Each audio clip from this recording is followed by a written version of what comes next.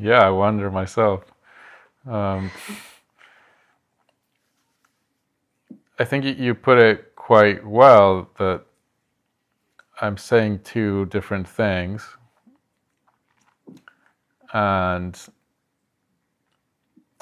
I'm trying to talk about something that's hard to put into words because you could say there's ways to speak about it which,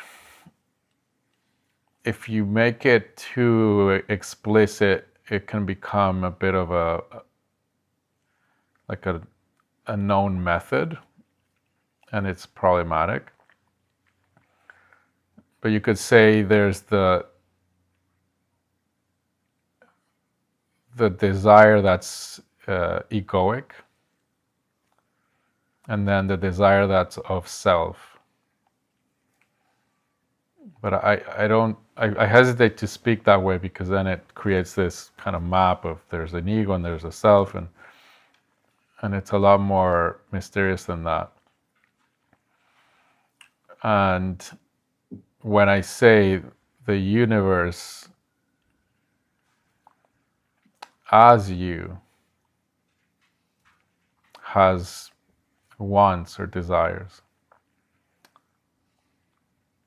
and that could very well be to stare out the window right now.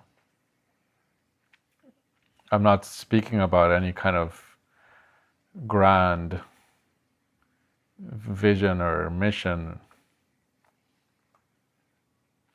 In fact, it's most likely really simple. And it's not a thing. You can't write it down because it's alive. It's at any moment. It could be stare out the window, make tea, go work. And that's what one of the Zen stories I think addresses when it says, before I chop wood, carry water. After I chop wood, carry water. Something fundamentally changes, but you can't describe it. And it's that something, let's say, deeper is operating. And the Sufis say to carry death on your shoulder. And it's that awareness of what wakes up when you're at a funeral in people, because there's that which we are all, in a sense, juggling, trying to see where to put it, which is death. It becomes something that now is explicitly in the foreground, and we're all in a social setting where it's the foreground. It's what we are present with, what we're talking about, what is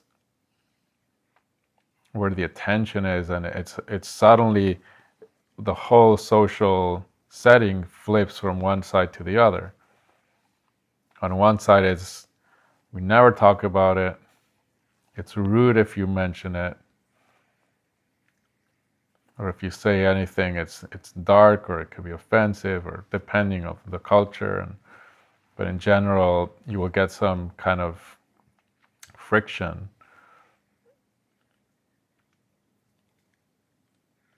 And then suddenly it's it's okay to talk about. It's okay to contemplate, to share about. And that's beautiful. Because it's one of the most mysterious things and the most important. And when you contemplate that, these two things are very related, because when you are in touch with that, you're going to most likely be in touch with what I describe as the universal want. Because when you're avoiding death, that's when that superficial want is usually active.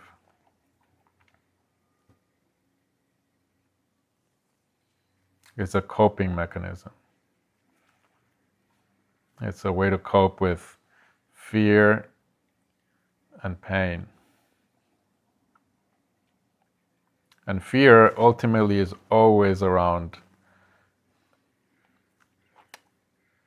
the sense of something ending, which is the only thing we know about death. Something ends, the body ends. That's all we know.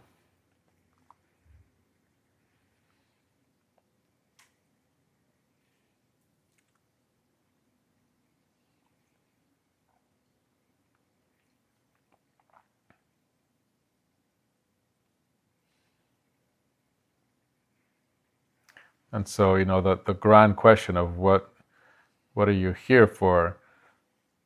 I can't think of a more beautiful answer than to look out the window.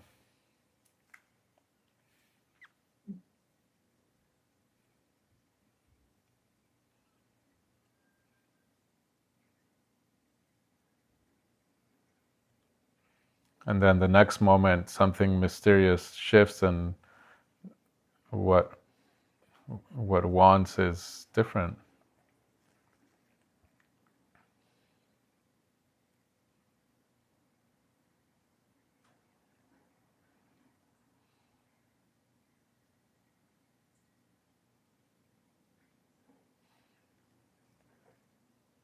One way in which I describe that kind of wanting, that the quality is different, because that deep wanting doesn't come from a sense that something is missing.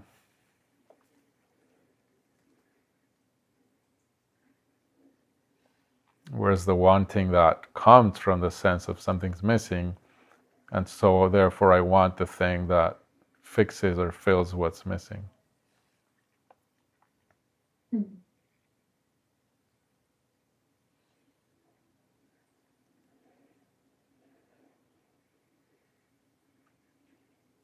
One is just infinitely creative and relational, it's intimate.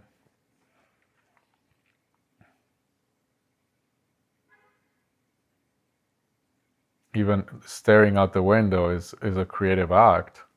You're watching creation unfold completely. You're going fully into the experience of creation being created.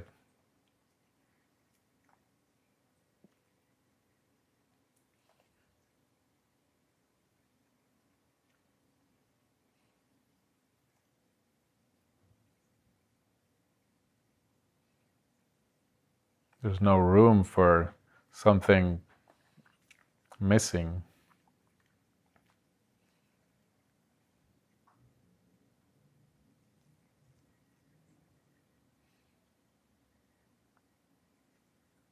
And then there can be a beautiful desire for living all kinds of things, and we can have fun in the exploration of that. Bye, Willie. Have fun in the exploration of relationship, of work, of friendship, of travels, of experiences.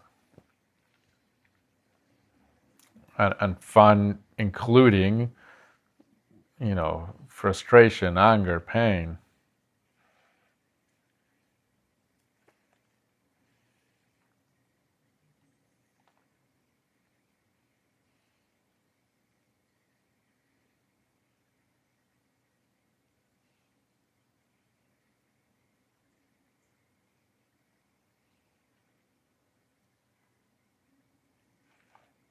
And that's the thing that death really puts into perspective. How much of a problem or how little of a problem fear and pain is. It's just fear and pain. That's a very well-known aspect of people who are at the end of their lives and they are asked what their regrets are.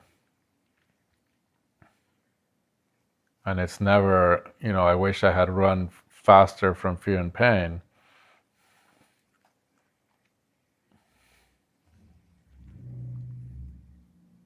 It's all the things that I wanted to do that I didn't because of fear. Fear of pain, fear of fear. It's just perspective. And that might be looking out a window.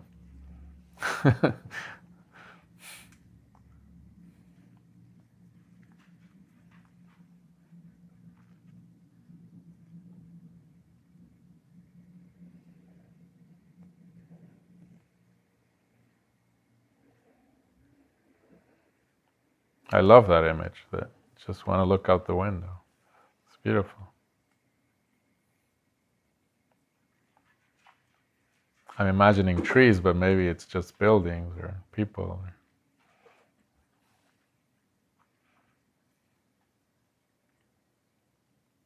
I find it fascinating to sit in a cafe and just watch people in and out and in and out. It's just fascinating.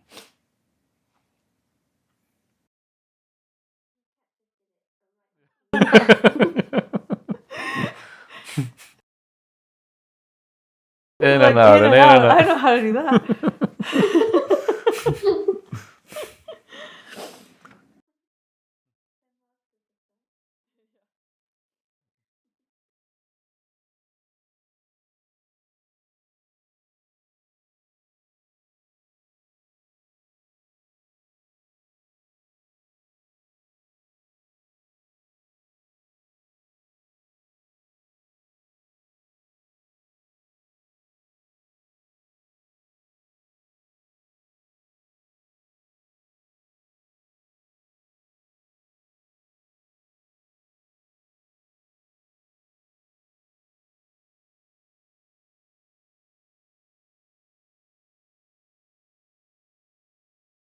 Yeah, it's a really strong conditioning that it's not okay to not be productive or to not be working. Or if you can stare out the window and you want to stare out the window, have a blast.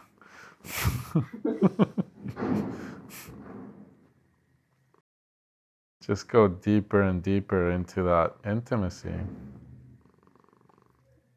Even if the staring out the window is a metaphor, but just whatever it is.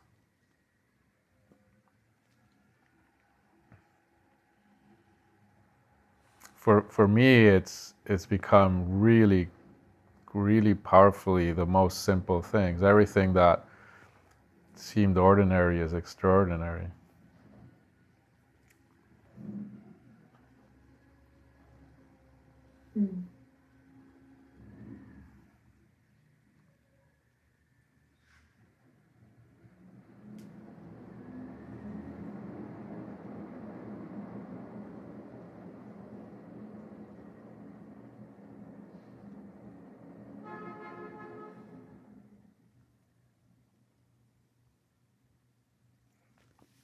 I used to have a really strong kind of division of what was spiritual, what was sacred.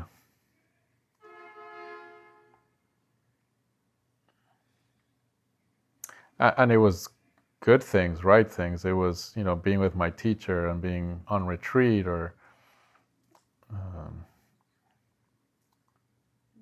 doing a practice, but that all stopped in a sense because I can't relate to honestly with a sense of something not being sacred.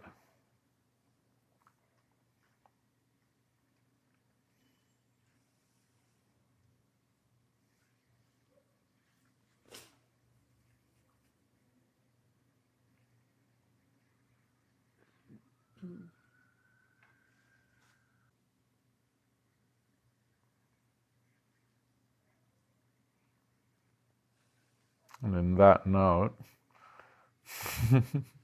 Sacred ending. Sacred ending. I don't know if there's more to say. Yeah, I do have to go in a couple of minutes. To a sacred meeting. Sacred meeting. To a sacred work meeting.